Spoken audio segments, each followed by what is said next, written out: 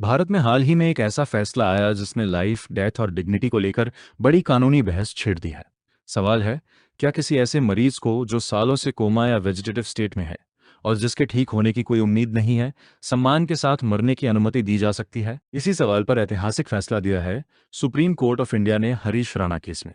हरीश राणा, जो आज 32 साल के हैं, 2013 में एक दुर्घटना में गंभीर दिमागी चोट लगने के बाद से परमानेंट वेजिटेटिव स्टेट में थे। पिछले 13 सालों से वह न बोल सकते थे, न चल सकते थे और न ही अपने आसपास की दुनिया को समझ सकते थे।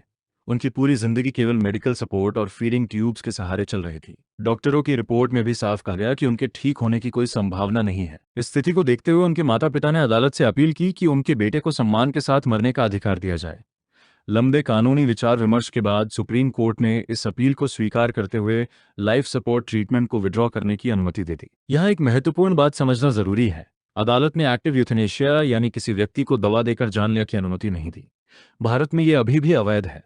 लेकिन अदालत ने पैसिव यूथनेशिया यानी लाइफ सपोर्ट ट्रीटमेंट को हटाकर प्रकृति को अपना रास्ता लेने देने की अनुमति दी। दरअसल भारत में right to die with dignity की अवधारणा पहले ही स्थापित हो चुकी है। 2011 में आए ऐतिहासिक Aruna Shanbaug versus Union of India फैसले में सुप्रीम कोर्ट ने पहली बार पैसिव यूथनेशिया पर चर्चा की थी। बाद में 2018 में common cause versus Union of India case में अदालत ने साफ कहा कि सम्मान के साथ मरना भी आर्टिकल 21 के तहत जीवन के अधिकार का हिस्सा है। हरीश राणा का मामला इसलिए ऐतिहासिक माना जा रहा है क्योंकि ये उन गाइडलाइंस का पहला वास्तविक अनुप्रयोग है जहां अदालत ने वास्तव में लाइफ सपोर्ट विड्रॉल की अनुमति दी। इस फैसले के साथ सुप्रीम कोर्ट ने यह भी कहा कि ऐसे मामलों में निर्णय बहुत सावधानी से लिया जाना चाहिए। इसके लिए मेडिकल बोर्ड्स की राय, परिवार की सहमति और मानवीय दृष्टिकोण जरूरी है।